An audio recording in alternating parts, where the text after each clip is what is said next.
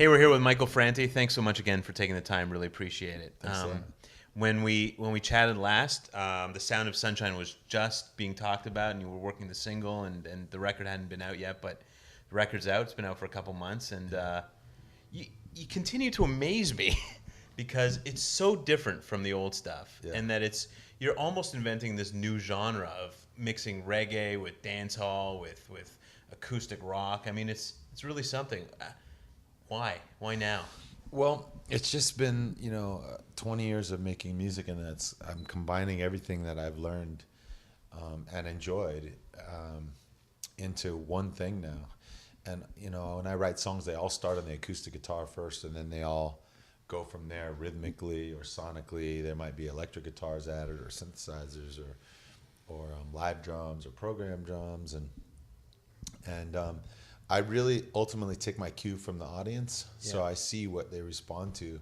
And when we were making this album, we were on tour with John Mayer, so we were playing for 15,000 people every night, and we'd see what would get people up and dancing, which kind of melodies and stuff they were responding to in the show when we get them to sing along, and that's really what went into this record.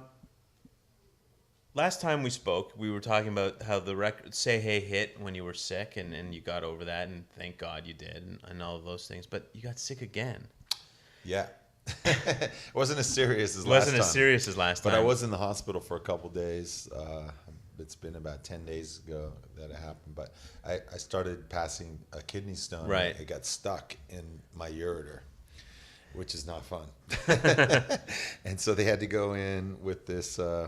something like this, actually, and a camera, and then they pushed this stone back into my kidney. Then they used ultrasound to break it up, and then I could pass it. But it was like 2 days in the hospital and about 3 days of being very uncomfortable after that. And it's never fun to get sick on tour, but especially when it's something that you have to miss shows for. Right. I get really frustrated. Well, we were following you along Twitter and sending positive vibes because thank you, miss. It keeps happening. No, it doesn't keep happening, but it happens when big things are happening for you in your career. Let's talk a bit about the record because we've had a chance to listen through it a few more times since we last spoke, and a couple of things. But Anytime You Need Me has those beeps and boops and stuff. Yeah. Very Sly and Robbie, but you produced the record. But were you thinking about those old Sly and Robbie records? Yeah, I mean, Sly and Robbie are a big part of my musical education. Right. And so I'm always looking for things rhythmically and sonically that can, poke people in the eye, really. You want to make a song that is a well-written song on the guitar, but then you want to color it with things that got people's attention. And so we use a lot of those little electronic percussion sounds on that song. Only thing missing was you. Is this, to me, it's this dubstep record. I mean, I thought of Scratch when I heard it the first time because it's got that bass line and everything you're doing with that. Again, an ode to Jamaica and those old reggae records, right? Yeah, definitely. Only thing missing was you. Was ironically recorded in Canada. I wrote it in Calgary and recorded it in Edmonton.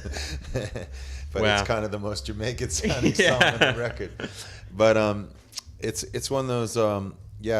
like a classic kind of love song, but I wanted to make it be like a dance love song, something that was like, old school, rock steady. And it has that, the rock steady thing. But, Headphones is another one of those love songs. And again, that's not the Michael Franti that I grew up listening to. No. What's going on, man? I get adventurous when I'm in the studio. I get bored doing the same thing. So one day I'll just pick up the guitar and start messing around with some effects, and we made a little guitar loop that kind of worked well under the acoustic guitar pattern with that one, and then that song kind of built. It's almost, to me, it's like a Radiohead kind of sound collage with guitars and a beat, and but I just had this idea of like if someone could plug the headphones straight into my heart and hear all the things that I was feeling, that would be.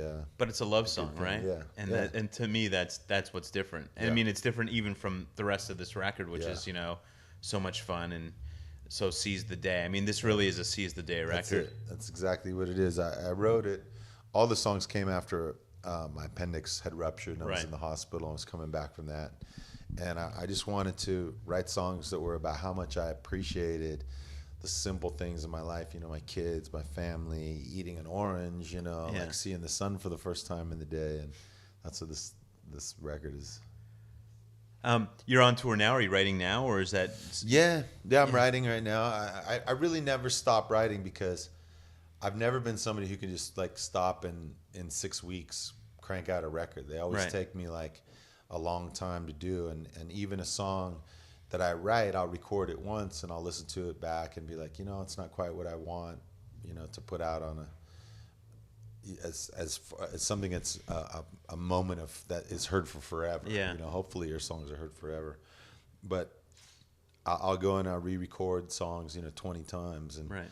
make changes to the lyrics and to the music and the beat, and then sometimes go back to the original thing that I first recorded, and that's what ends up making it on the record. You've been touring since February. The old record, Rebel Rocker, and Yeah. this record, and it's time to chill for a little bit. You think? A little bit, yeah. We're gonna spend time off in December. I'm gonna be in Bali. I've opened a yoga retreat center Right. there, so I'm gonna be just eating coconuts, practicing yoga, writing songs. Jay, who's my songwriting buddy, he'll be out there with me, and we always bring a little portable studio and Yeah. set it up. So I'm never far from music. Even when I take time off, I'm still every day I play the guitar. It's Right. just it's one of the things I do to relax. So. But you're also a big Hoops fan, right? And you're, Yeah, you're yeah. psyched. Sean, Del Curry's son, Stefan, was here last week and just lit it up. I mean, how cool is that he's Yeah. in your hometown? And Oh, he's, it's awesome. that It's backcourt's great, right? Yeah, and Monte Ellis. And today I had a big thrill. I went and shot around at the Raptors gym today. Right. The Maple Leafs were on the hockey floor. Yeah. And so they have a practice facility up Yeah, there, yeah. and I got to play with them. And we actually recorded some of the drums for the album in the Raptors locker room. Wow. So when we were on tour, it was for Hey Hey Hey, this kind of big boomy drums you hear. And at you the beginning recorded of the them song. at the ACC. Yeah, Wow. we recorded them, and we used the reverb that you hear is coming from the shower Wow. in the Raptors locker room. Is that something you get to do a lot, like shoot around and just have fun? Yeah, you know, You're lucky you go to all these arenas. We probably. go to these arenas, and I'm always asking, can I get in the gym, Coach? Can you unlock the gym for me? You know, and so yeah, it's really fun because I'm a huge NBA fanatic. And Right. You're a Lakers fan, right? Well, I'm a Raptors fan first, but Yeah. Lakers fan second. Yeah. Yeah, I remember that from last time we talked. Yeah, you know, this year is like, I'm sorry to bore you music people with this sports stuff, but the NBA has taken on this new internationalism that I Yeah. love, and I really love seeing, you know, all the Asian players who come in the league, South American players, Yeah. Eastern European players, and you know, Nash Yeah. crossing the border, coming down, you know, and so I really love that. And this year is a really exciting year for the NBA. I think it's really the year that it's going to really expand globally. There's so much interest in it right now. Well, you know, I know you're an NBA fan, so I got to ask about, you know, the three uniting in Miami and LeBron and Yeah, well, in all my experience of playing sports, whether it was basketball or, you know, soccer, or even just playing, you know, touch football in my neighborhood growing up as a kid, having the three best kids on the block didn't always mean your team won. You Right. know? There's a lot more to creating a chemistry, creating a winning attitude, creating, you know, enhancing everybody else on the team so that they all feel like they're part of it and they're great. And I mean, I know LeBron and Dwayne Wade both have histories of making their teams be better and their players around them be better, but just having three great dudes is not any assurance, as we see today. They're 5-4, which is the Cleveland, you know, LeBron's old team is 5-3, so they actually have a better record than the Heat do right now. Yeah, well, it was good to watch, you know, the Celtics take it to them last night on the home court. I mean, you could tell that Garnett was hungry to get a win, and with all the hype surrounding the Heat, that, you know, those three, Allen, Garnett, and Paul Pierce, are still and still the Rondo's top, and just Rondo. killing, man. Yeah, absolutely. Let's go back to the record so that we don't bore the people with all the NBA talk. I'm happy to talk about it. The Sound of Sunshine Going Down, the second version. Yeah. I don't know too many records where you reinterpret your own music on the same record. I mean, there's a lot of dub records that do that, and you know, people will cover the song or reinterpret a song down the road, but you reinterpret the song right on the record. Yeah. Why? Well, The Sound of Sunshine Going Down was written for the sunset. It's the time of the day when you're just like, oh man, the day is over. You know, you sit there and you watch the sun going down and you feel all of the stress of the day washing off you. Yeah. And I actually wrote that one first.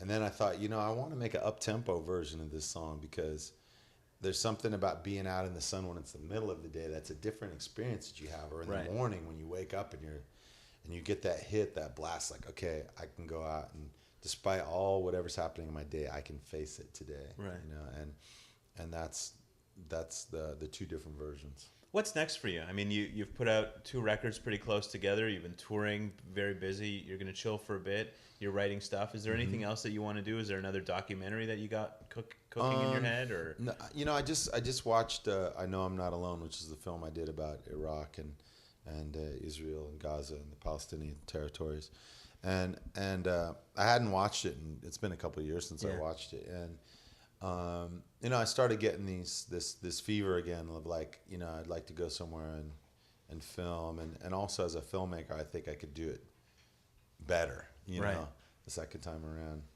And so I got excited about that. But right now we're really just touring with this record. Next year we're going to be touring a lot internationally. So we'll start in Europe in February, and then Australia, and then Asia and on, and back out in North America in the summertime. So we've still got some work to do with this project, but I'm excited to be writing new songs right now, and I'm glad to be back up here in Canada, you know, and I'm sure we'll be back for a lot of festivals next summer. What are you listening to? I'm curious to know what you're listening to on your bus or you know, on the plane when you're traveling. Right now we're listening to Sleigh Bells.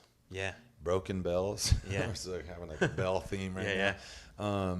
And you know, on the tour bus, we don't play a lot of music because everybody is so, you know, ear fatigued from just doing a show. Nobody wants to come on the bus and crank up the music real loud. So everybody's got their iPods going on of whatever's happening.